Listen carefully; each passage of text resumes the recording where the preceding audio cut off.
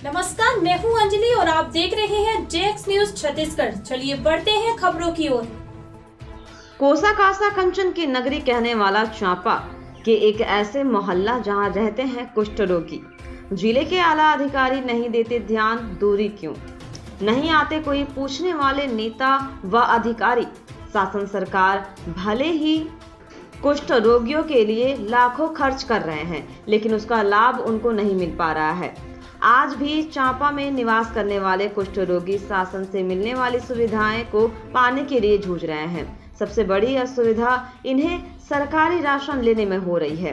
राज्य शासन द्वारा आधार अपडेट कराया जा रहा है। बिना आधार अपडेट किए बगैर पीडीएस दुकानों से चावल नहीं दिए जाने से अब इनके माथे पे चिंता की लकीर साफ दिखाई दे रही है।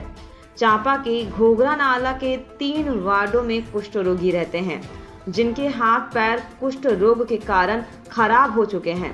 ऐसे में इन रोगियों का आधार कार्ड ही नहीं बन पा रहा है और इन्हें अब सरकारी राशन पाने से वंचित होना पड़ रहा है।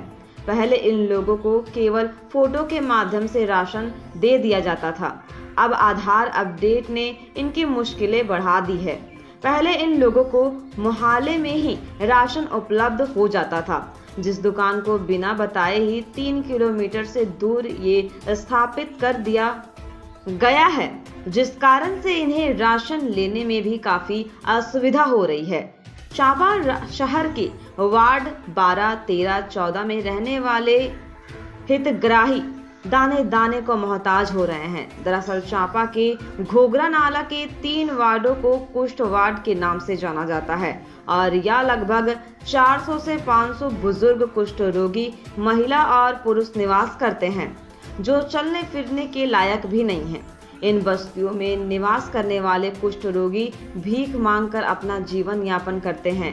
यहाँ के लोगों ने अपनी आप बीती सुनाई और कहा कि अब हम बूढ़े हो चुके हैं। ऐसे हालत में अब हम चल फिर नहीं सकते, ना हम भीख मांग सकते हैं। इन सब बातों को जानकर भी प्रशासनिक अधिकारियों को उन पर तरस नहीं आ रहा है।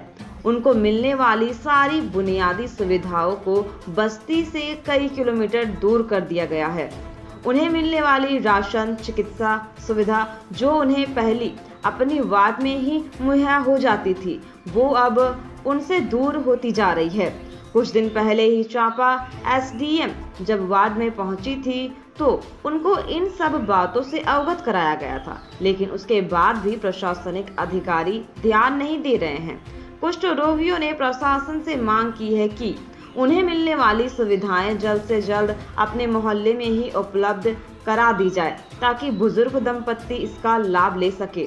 अब देखने की बात यह है कि क्या प्रशासन इन कुष्ठ रोगी बुजुर्ग हितग्राहियों की इनकी मांग पर कितना लाभ मिल पाता है या शासन की योजना से वंचित। जवाबदार खाद्य अधिकारी कौशल साहू बाइट देने से किया मना।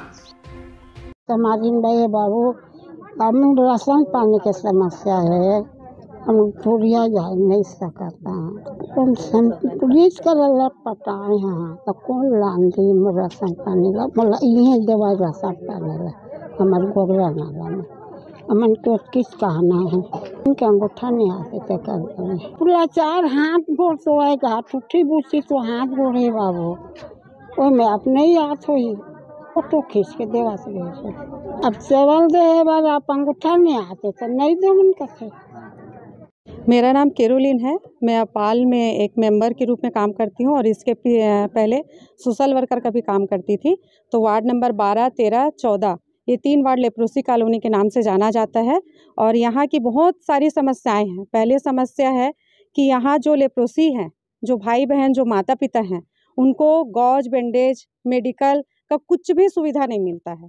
दूसरा समस्या है, अगर इन लोग का पेंशन पहले यहीं प्रोवाइड होता था, वो अब हर बैंक में दे दिया गया है, लेकिन अगर वो चाहते तो यहाँ दे सकते थे। इससे कई लोगों का मतलब अपने प्राण को छोड़ चुके हैं, चाहे वो ट्रेन के कट जाने से या ट्रक के सामने आ जाने से कई लोग मृत्यु को पा लिए हैं।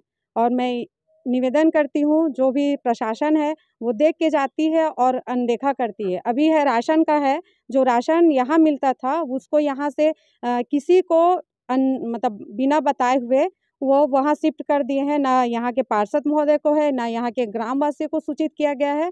अब स्वयं वहाँ पे 15 दिन हो गया वहाँ संचालित है और यहाँ के लोगों को असुविधा प्राप्त हो रही है।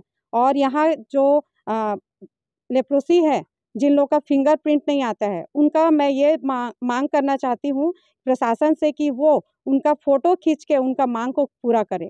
और पट्टा है, जो फर्स्ट जनरेशन है, सेकंड जनरेशन है, उनको प्राप्त नहीं हुआ है, लेकिन थर्ड जनरेशन, फोर्थ जनरेशन को पट्टा प्राप्त हुआ है। उनका आवाज़ भी निकल गया, घर भी बनना चालू हो गया। लेकिन अभी भी यहाँ पे ऐसे भी हैं जो बुजुर्ग हैं, उन लोग का पट्टा नहीं है। और बारिश होता है तो प्रशासन ये भी ध्यान नहीं देती है। बारिश की वजह से यहाँ पूरा नाले भर जाते हैं, ना नाली सफाई होती है, ना यहाँ कभी झाड़ू लगता है। नाले सफाई ना होने के कारण यहाँ बाढ़ आ जाता है। बाढ़ के कारण कई घरों में पानी घुस जाता है, जिससे मानहानि पूरा अपना दांव लगा देते हैं और लोग वहीं पे रहते हैं। उनको बहुत बुरी तरह स्थिति हो जाती है, ना खाने पीने मिलता है, ना कुछ करते हैं। और यहाँ के लोग भीख मांगने जाते हैं। और इनको अगर आप अपडेट कराने का बात करते हैं तो अपडेट कराने में भी चॉइस सेंटर अपने पास नहीं बिठाते हैं। बिठाने का तो दूर है, कल आना परसों आना ऐसा भी बोलते हैं।